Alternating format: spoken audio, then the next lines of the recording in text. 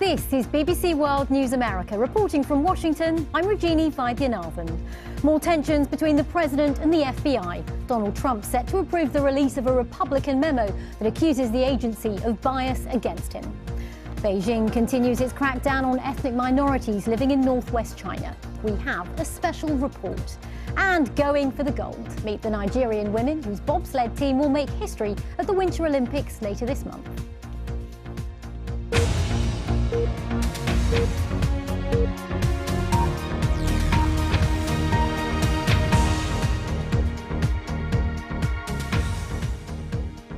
Welcome to our viewers on public television in America and around the globe.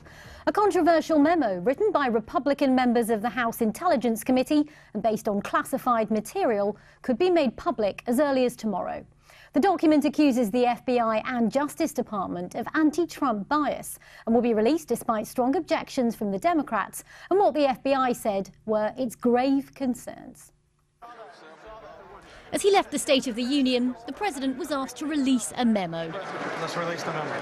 Oh, yeah. Oh, don't worry. 100%. Can you imagine that? A memo which has been the talk of Washington political circles for weeks. But what's in it and why does it matter? Well, it's related to the ongoing investigation into the Trump campaign's ties with Russia. The 4-page classified document, written by Republicans, is said to allege anti-Trump bias in the FBI. Specifically in the way one of Donald Trump's former campaign advisors, Carter Page, was placed under surveillance. They argue that permission to wiretap him was based on unsubstantiated intelligence, which was partly funded by the Democrats. They're crying foul play and party politics. So too are Democrats, who say Donald Trump and his supporters are trying to discredit the work of the intelligence agencies. And there's concern from that community too. There is a sag on morale. They're troubled by what they're hearing reported, and they know that some of what's being reported, what's being stated and alleged, is just flat out untrue. Why are you at war with the FBI? By agreeing to release this memo, the president has drawn the battle lines between his administration and the country's intelligence agencies. Well, for more on the Republican memo and what impact it might have, I spoke to our political analyst, Ron Christie. Ron, the director of the FBI, saying that he has grave concerns about the memo's accuracy. What could the implications be of this release? Well, the implications could be very significant, and significant in the fact that the FBI and the Justice Department are accused of improperly using the United States intelligence services to eavesdrop on innocent Americans. So the question for me in these 4 pages, which I believe we'll see tomorrow, is what does it indicate how the FBI went to a court to get a warrant? In the United States here, of course, you need to get a search warrant to surveil people. So did the FBI rely on the improper dossier that had been collected and paid for by the Democrats to surveil the Trump administration's campaign? The Democrats are saying that the information in this memo has been cherry-picked and the full picture won't actually be released. I don't believe that. For my time in the White House, having access to classified information, this is a very, very significant matter. Every member of the House Intelligence Committee read that document. Over 200 members of Congress read the document, but yet only a handful of Democrats took the time to go and actually read it. So for those who are saying that they believe that this could be a significant or a serious or a reckless release, I would ask them in the first place whether or not they read the document to begin with. Both sides are saying party politics is coming into this, though, aren't they? They are, and this is, again, an area that I would say from my experience, both working on Capitol Hill for 9 years as well as being in the White House, using classified material for political matters, Virginia, is no laughing matter.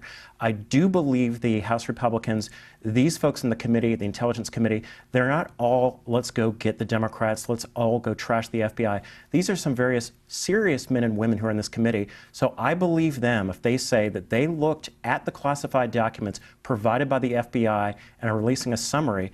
I believe them, and they're not using it for a politicized weapon. This all comes in the wider context of the ongoing Russia investigation, which of course is being led by the FBI. We've seen ever since President Trump took office a different relationship between his administration and the intelligence communities. From your experience as working as someone inside the White House, how typical is it for an administration to have tensions with the intelligence community? I think it's rather significant. Certainly in my 4 years in the Bush administration, we got along very well with the FBI and the Justice Department. There needs to be a certain amount of independence with the FBI, and I think that Donald Trump, while I agree in this case that the FBI and the Justice Department may have surveilled him improperly, I think it's damaging to America not to have a very strong relationship with the FBI, the Department of Justice, and of course, our intelligence gathering entities. Ron Christie, thanks for coming in. Good to see you. Well, another controversy in Washington today was over the crowd size of Tuesday night's State of the Union address. President Trump took to Twitter for the first time since his speech, saying that TV viewership for the event was the highest in history. Nielsen, a firm which tracks those trends, disproved the claims. Well, someone who once had to defend similar tweets by the president is former White House Press Secretary Sean Spicer. And a short time ago, he spoke to my colleagues Katty Kay and Christian Fraser on their programme Beyond 100 Days. As you know, you served a president who has this need to say that everything is the biggest. Why does he do that? Does he believe that he had bigger ratings for his State of the Union address than any president's ever had before? Well, two things. One, I'm out of the audience and crowd size business. And number two is, I think with respect to your question, the president is a marketer. He's, this is what he's been doing his whole life, is selling buildings, talking about, shows and how well the ratings are doing. And he's got his own way of presenting himself. So I would refer you back to the White House press office with respect to this particular one. The problem with this, from the president's point of view, is he has a lot of good news to sell at the moment. Actually, the ratings for the State of the Union address were high. He has legitimately things that he can say about the state of the U.S. economy. So why step on his own message when he tweets something out like this that is demonstrably not true? Right around the world, people say, oh, there goes the president of the United States again. We can't trust Donald Trump. We can't trust what he says. Those are not the facts. That's a problem. Well, I think, if we want to talk about hyperbole, I think it's an exaggeration. What you just said is not true either. To say people say this around the world, look, the bottom line is he's got his own style. It's been very effective for him in business and real estate. He got elected. I will agree with the fact that I thought he did a phenomenal job laying out a vision for the country and talking about where we've been in this past year in terms of both the economic news and statistics, the fight against ISIS, immigration, foreign policy, the threat that North Korea faces, or the challenges that North Korea is to us and to the rest of the world. So I would rather him continue to talk about what he said in the State of the Union and ride this wave for a while. I think that it was a well-received speech. When you look at the polling, the independents in the country really found a lot of what he said appealing and agreed with him. And I think that they should be focused on continuing to ride the wave of a very, very well-given speech that was, followed on the heels of a really good speech in Davos. So the more that he's not distracting from his own messaging, I think is very helpful. And I would agree that the less he can do to not get off of that script, the better. Well, take me behind the podium, because I'm intrigued. So you yourself are on the record these past few weeks saying there were times when, quote, I screwed up. So what happened on those days when you go behind the screen?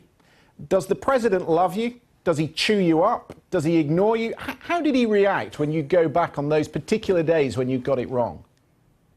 Well, again, I think that's part of the reason I'm writing a book, is to kind of walk through a lot of this. But I would say it's a mixed bag. There were plenty of times when it was really painful in the sense that I did something that I knew I stepped in.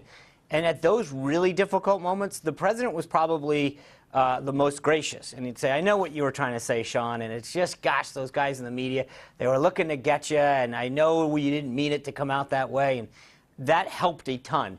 There were other times when he said, why would you say that word? That wasn't what we had talked about. And so, there was moments of disappointment. And again, I would feel bad that I had not checked in with him, or I had articulated something in a way that wasn't really how he wanted it expressed.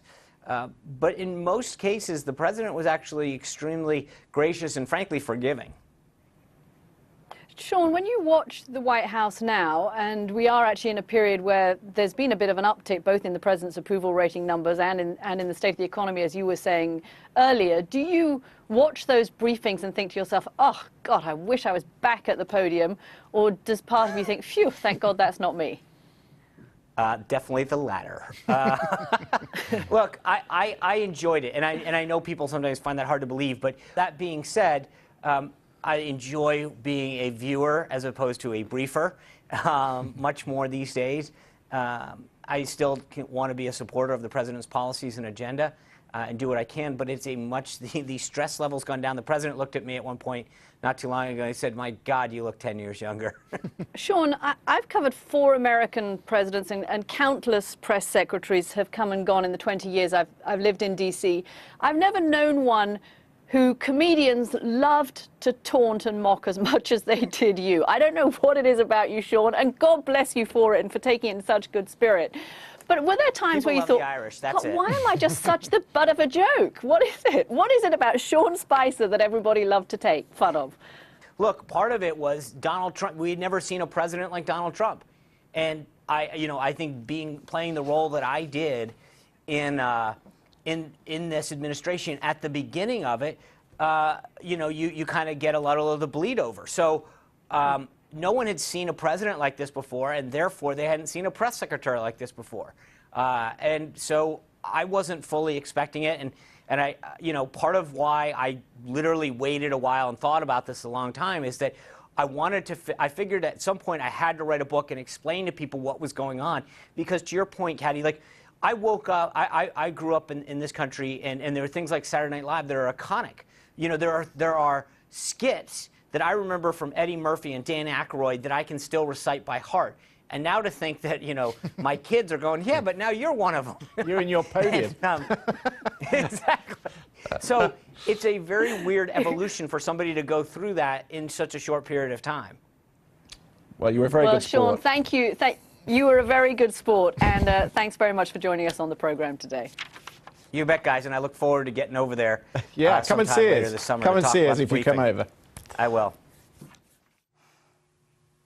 Now let's take a look at some of the day's other news. The US State Department says it's deeply troubled by reports of mass graves containing the bodies of hundreds of Rohingya Muslims in Myanmar. The Associated Press news agency says it's uncovered evidence of a massacre in Rakhine State last August by the military. Myanmar's government's consistently denied mass killings and says it will investigate the claims. 3 of Kenya's biggest television stations remain off-air despite a High Court ruling that a government shutdown should be lifted. Transmission of all 3 stations was halted on Tuesday as they tried to broadcast the opposition politician Raila Odinga swearing himself in as president. The Kenyan government described Mr. Odinga's ceremony as an act of treason. The British Prime Minister Theresa May has indicated she will fight a proposal to give residency rights to EU citizens during the transition period that followed Brexit. Mrs May made comments in China during an official visit. The Prime Minister is facing intense pressure at home from within her own Conservative Party. Her comments have been criticised by senior EU officials. Well, as Theresa May continues her visit to China, the British government's told the BBC it's concerned about the treatment of Muslims in the western Chinese region of Xinjiang. In the last few months, there's been an increase in reports of ethnic minorities being held in detention camps without trial in the area. Our China correspondent John Sudworth's travelled to the region, where all filming and coverage by foreign media is tightly controlled. In looks and in distance, it's closer to Baghdad than Beijing. But this is China, its far western province of Xinjiang, and now the target of one of the world's most intense security crackdowns. The Uyghurs, a mainly Muslim minority, have a long history here. Today, fear is everywhere. Under the watchful eye of government minders, there's only ever one correct answer. I know nothing, he tells me. Life is good here. Moments later, armed police show up. This is the China visiting prime ministers never get to see. Police power here is all pervasive and growing. Millions of residents are being forced to give DNA samples. Mobile phones are searched for sensitive religious content using handheld plug-in devices. And for those suspected of even the mildest disloyalty to Beijing, there's now a network of secretive detention camps in which thousands of Uyghurs have been locked up without trial. Close to what we believe is one of them, we're stopped from filming. China is building a total surveillance state. It's a place where saying, doing, or even thinking the wrong thing can get you locked up in an internment camp. And as you can see, it's a place where foreign journalists are certainly not welcome. Wherever we go in Xinjiang, we're constantly hassled, detained, monitored, and followed. Like thousands of Uyghurs, Abdurrahman Hassan has fled to Turkey. He thought his wife and mother would be safe at home. He's since heard, he says, that they've been taken to the camps. From early morning till late evening, she's only allowed to sit on a hard chair. My poor mother has to endure this punishment every day. My wife's only crime was to be born a Uyghur, and because of that, she lives in a re-education camp where she has to sleep on the ground. I don't know whether they are alive or dead. I can't bear it anymore. I would rather they were executed than abused to death by the Chinese government. He says he has no idea what's happened to his children. Today, the British government raised its concerns about the treatment of Muslims here, including restrictions on religious practice. Such a frank statement in the middle of a prime ministerial visit will not go down well. China is seeking the UK's backing for a plan to use Xinjiang's desert highways as a new economic corridor to Central Asia and beyond. It insists the threat of Islamic terrorism, with a number of attacks in recent years, is a real one. Can I ask you some questions? Is it difficult to answer questions? But a police state breeds fear. They're busy, they say. And can stoke the very resentments China says it's trying to stamp out. John Sudworth, BBC News, Xinjiang. You're watching BBC World News America. Still to come on tonight's programme, gearing up for Super Bowl Sunday. With football's biggest night just days away, we look at why this year's matchup is unique.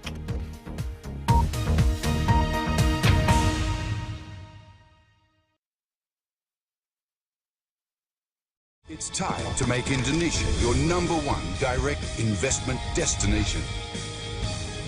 Invest in remarkable Indonesia.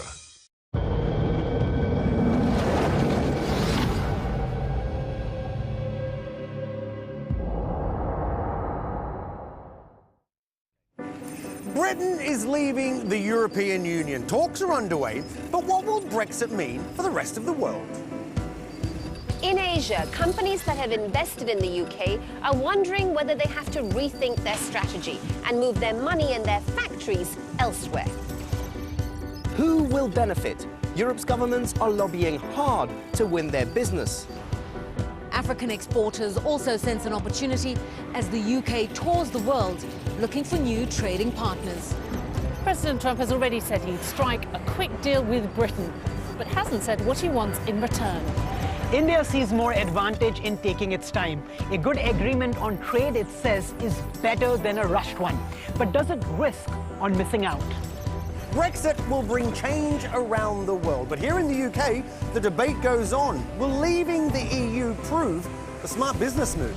Business on the BBC. Make the connection.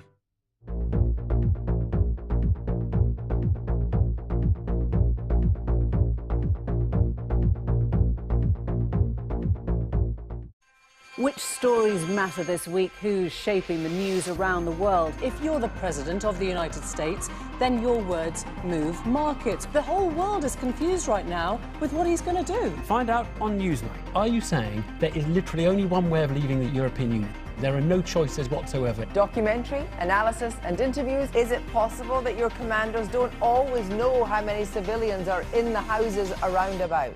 On BBC World News.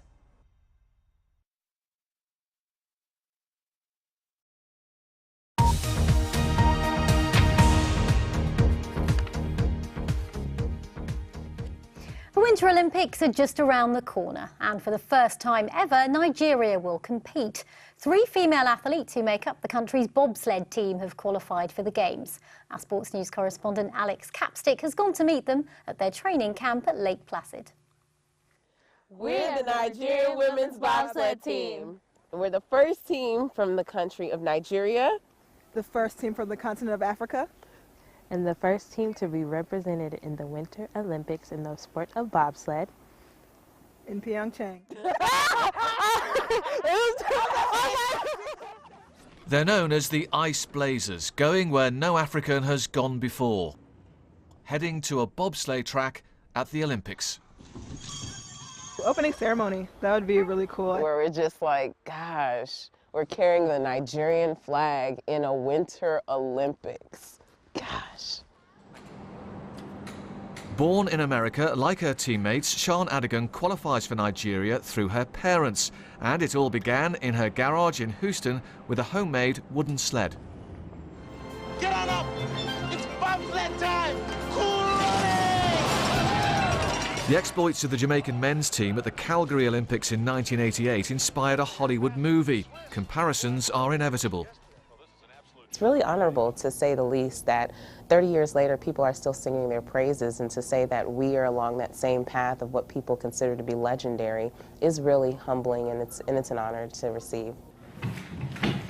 Just over a year ago, Sian recruited 2 teammates who take it in turns to sit behind the driver. They knew nothing about the sport and its risks. After going to Whistler, when that's the fastest track in the world, it's like, okay, this sport is actually pretty dangerous. You know, like, people can get seriously hurt.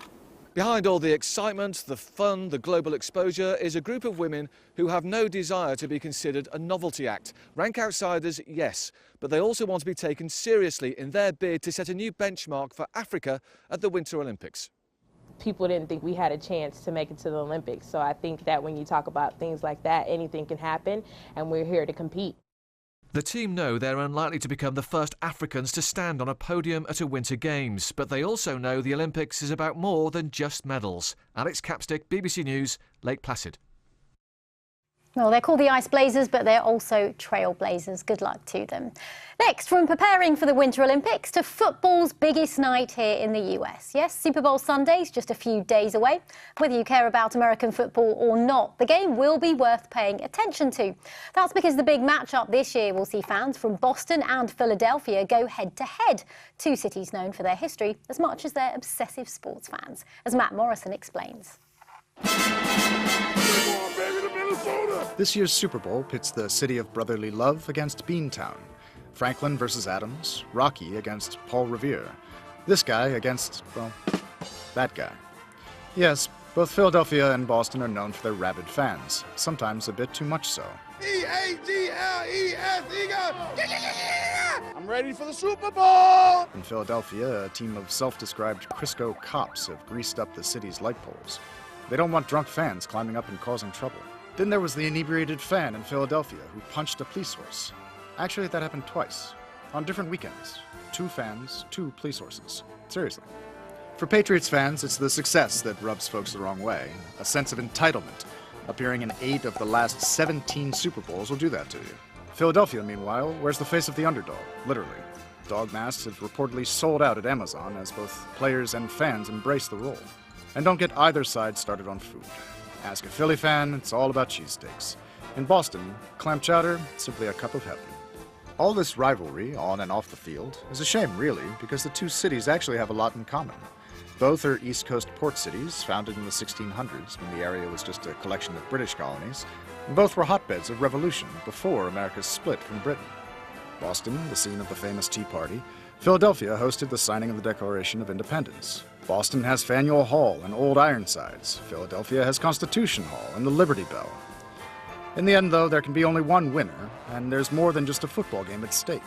There's also a wager between the mayors of Philadelphia and Brockton, Massachusetts. It's a town near Boston and home of real-life boxer Rocky Marciano. The winning city gets to dress the other Rocky statue in the opposing team's colors. So imagine Rocky Balboa in a Patriots jersey. Philly fans would rather not. So now it's Patriots versus Eagles, City versus City, Rocky versus Rocky. All that's left to do is play a game of football. Matt Morrison, BBC News. So many Super Bowl facts for you there, but I still need the game explained to me. I'm Rajini Vaidyanathan. Thanks very much for watching us here at BBC World News America.